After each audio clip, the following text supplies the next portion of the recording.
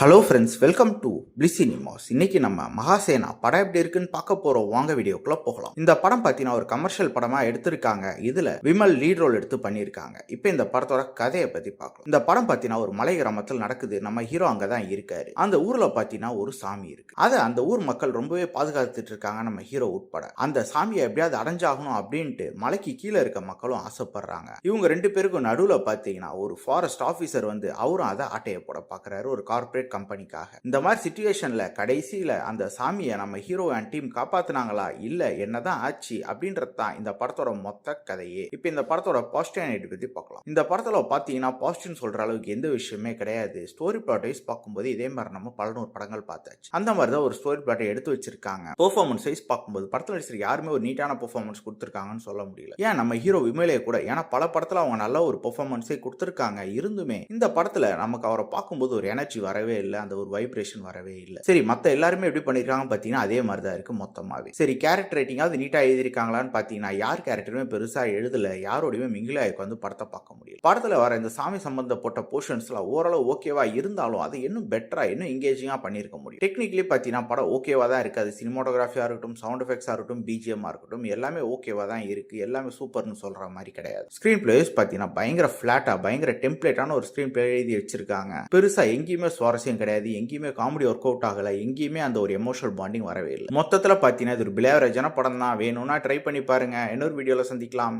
Thank you.